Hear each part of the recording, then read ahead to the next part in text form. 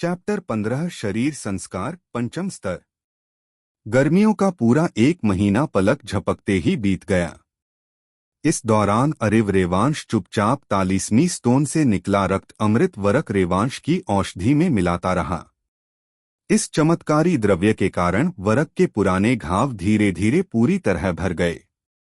उनका वह कमजोर और पीला चेहरा, जो सालों से उनकी पहचान बन चुका था, अब गायब होने लगा था। उसकी जगह एक मजबूत और जीवंत व्यक्ति फिर से सामने आ रहा था। इसी समय अरिव की साधना भी तेजी से आगे बढ़ रही थी। रक्त अमृत के प्रभाव से उसकी हड्डियों में उठने वाली खुजली और जलन दिन ब दिन बढ़ती जा रही थी। लेकिन उसी दर्द के बीच उसे साफ महसूस हो रहा था कि उसका शरीर पहले से कहीं अधिक मजबूत बन रहा है। यह एहसास उसे खुशी देता था, क्योंकि इसका मतलब था कि वह बहुत जल्द पहुंचने वाला है। शरीर संस्कार पंचम स्तर। शिला कुंड की साधना।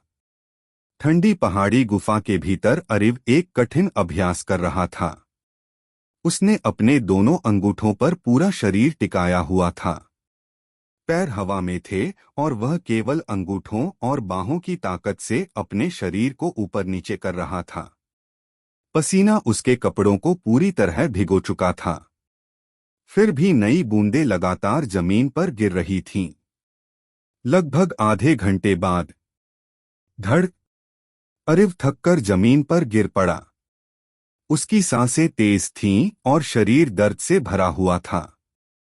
लेकिन उसने दांत भींच लिए। वह मुश्किल से उठा और बिना एक पल गवाए सीधे शिला कुंड में कूद गया। छपाक!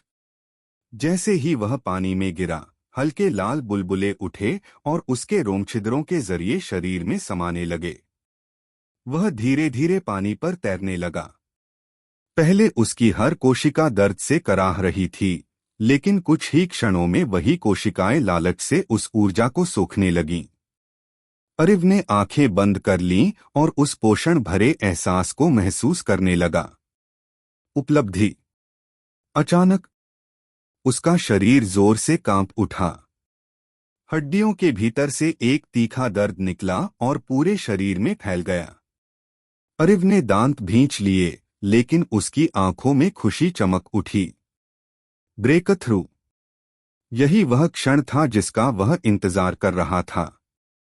हर हड्डी जैसे एक साथ घिसी जा रही थी, पर उसी प्रक्रिया में वे और मजबूत बन रही थीं।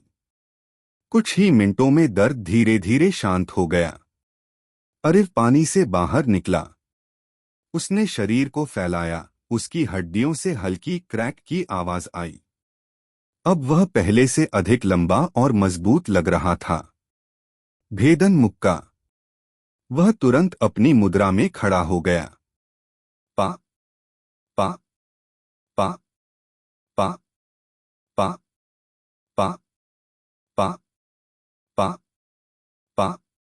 लगातार 9 गूंज गुफा में गूंज उठीं। 10वीं गूंज। 9वीं गूंज के बाद अरिव ने एक बड़े पत्थर पर मुक्का मारा। ठप! पत्थर पर दरारें पड़ गईं। लेकिन इस बार उसने आंखें बंद कीं।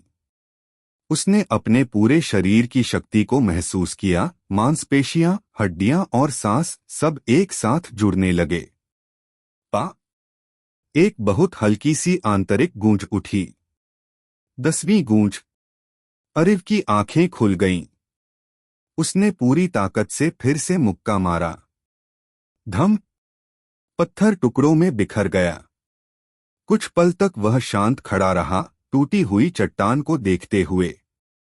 उसके चेहरे पर हल्की हैरानी थी। 10वीं गूंज।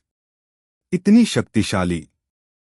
यह ताकत लगभग तीसरे स्तर की मार्शल तकनीक के बराबर थी। अगला लक्ष्य। कुछ देर बाद अरिव ने गहरी सांस ली।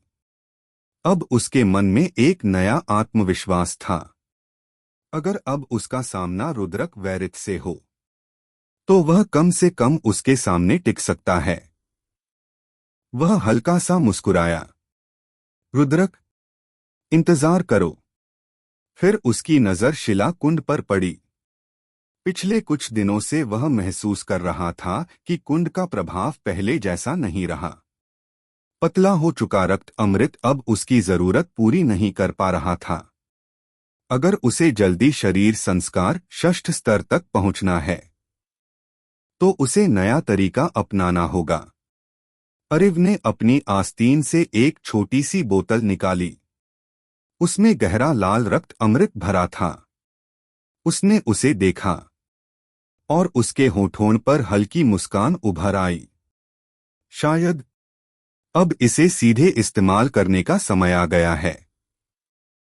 चैप्टर 16 अष्ट विनाश हस्त।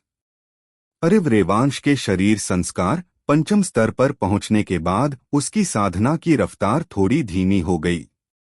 अब भी उसके पास 43वीं स्टोन का रक्त अमृत था, लेकिन वह समझ चुका था कि किसी भी चीज की अधिकता नुकसान ही देती है। इसलिए उसने अपनी गति को नियंत्रित करना शुरू कर दिया। अगले कुछ दिनों तक अरिव अपेक्षाकृत शांत रहा। जब भी समय मिलता वह अपनी लगभग पूर्ण हो चुकी तकनीक भेदन मुक्का का अभ्यास करता। अब वह आसानी से 10वीं गूंज निकाल सकता था, लेकिन उसने इस बात को छुपा कर रखा। यह उसका गुप्त अंतिम वार था। कुछ दिनों बाद उसने फिर से कठोर साधना शुरू की, लेकिन इस बार उसने एक बड़ा निर्णय लिया। अब वह शिला कुंड का उपयोग नहीं करेगा, क्योंकि उससे अब उतना लाभ नहीं मिल रहा था। इसके स्थान पर वह सीधे रक्त अमृत का सेवन करेगा। रक्त अमृत का सेवन। इस निर्णय तक पहुंचने में उसे एक दिन लगा। वह जानता था कि रक्त अमृत में अत्यंत शक्तिशाली ऊर्जा है। यदि उसे गलत तरीके से उपयोग किया गया तो हानि भी हो सकती है। लेकिन उसके पास कोई और विकल्प नहीं था। 3 महीने बाद होने वाली कुल प्रतियोगिता उसके सामने थी और उससे पहले उसे पहुंचना था। शरीर संस्कार षष्ठ स्तर। केवल तभी वह रुद्रक वैरित का सामना कर सकता था। यदि रुद्रक जीत गया तो वह इरा वैलिन के विवाह की बात पक्की कर देगा, और यह अरिव के लिए अस्वीकार्य था। इसलिए उसने निर्णय ले लिया। अपने कमरे में अरिव ने एक कटोरे में भरा गहरा लाल रक्त अमृत देखा। उसने गहरी सांस ली और बिना रुके पूरा पी गया। अग्नि जैसा दर्द। जैसे ही रक्त अमृत उसके शरीर में पहुंचा, उसका चेहरा लाल पड़ गया। उसके सिर से भाप उठने लगी और दांत आपस में टकराने लगे। रक्त अमृत उसके भीतर पिघले हुए लावे की तरह बह रहा था। जहां जहां वह पहुंचता वहां जलता हुआ दर्द फैल जाता। अरिव जमीन पर गिर पड़ा। उसने अपने शरीर को कसकर पकड़ा और चुपचाप तड़पता रहा, ताकि घर में किसी को पता न चले। लगभग 10 मिनट तक यह असहनीय पीड़ा चलती रही, फिर धीरे धीरे शांत हो गई। भीतर का परिवर्तन। जैसे ही जलन समाप्त हुई, एक ठंडी और शांत ऊर्जा उसके भीतर उत्पन्न हुई। वह सीधे उसकी हड्डियों में समाने लगी। अरिव चौंक गया। यह उसे तुरंत महसूस हुआ कि यह ऊर्जा उसकी हड्डियों के गहरे हिस्सों तक पहुंच रही है, जैसे वहां कुछ जन्म लेने वाला हो। हड्डियों में ऊर्जा समा रही है। इसका अर्थ था कि वह धीरे धीरे बढ़ रहा है। शरीर संस्कार षष्ठ स्तर की ओर। अरिव ने पसीना पोंछा और हल्की मुस्कान दी। दर्द के लायक था। नया अभ्यास क्रम। उसने तुरंत एक योजना बनाई। हर 4 दिन में रक्त अमृत की एक बूंद का सेवन करेगा। यह अत्यंत मूल्यवान था। यदि किसी को पता चलता तो वह चौंक जाता। हर 4 दिन में ऐसा द्रव्य लेना जो ग्रेड 3 एलिक्सिर से भी अधिक कीमती हो, यह सामान्य बात नहीं थी। लेकिन अरिव के लिए यह आवश्यक था। केवल आधे महीने में ही उसने महसूस किया कि उसकी हड्डियों के भीतर कुछ उबल रहा है, जैसे कोई शक्ति जन्म लेने वाली हो। नई कला की तलाश। इस दौरान जब भी उसे अवसर मिलता, वह वरक के पास जाकर नई मार्शल कला सीखने की जिद करता। वर्क का मानना था कि मार्शल आर्ट से अधिक महत्वपूर्ण शरीर की मजबूती होती है। वे नहीं चाहते थे कि अरिव का ध्यान भटके। लेकिन जब अरिव ने उनके सामने 7 गूंज वाली भेदन मुक्का दिखाई तो वे शांत हो गए। उन्होंने अपने बेटे को एक अलग नजर से देखा। फिर मान लिया कि अरिव की समझ उनसे भी आगे जा सकती है। और तभी उसे मिली एक नई कला, अष्टविनाश हस्त, निम्न श्रेणी द्वितीय स्तर की मार्शल कला। अरिव अत्यंत प्रसन्न हुआ, क्योंकि वह जानता था यही वह तकनीक है जिसे रुद्रक वैरिथ उपयोग करता है। और अब वह उसी की कला से उसे हराएगा। अंधकार मानस लोक। रात के समय अरिव फिर से उस अंधकारमय स्थान में पहुंचा। लेकिन इस बार वहां एक नहीं बल्कि 2 उजले साए खड़े थे। एक भेदन मुक्का का अभ्यास कर रहा था और दूसरा एक नई, अनजान लेकिन शक्तिशाली तकनीक, अष्टविनाश हस्त। अरिव के चेहरे पर उत्सुकता भरी मुस्कान उभर आई। वह जानना चाहता था यह नई कला उसे कितनी दूर तक ले जाएगी। रहस्य अभी बाकी है। मिलते हैं अगले अध्याय में। ये थी मिस्टिक कथा।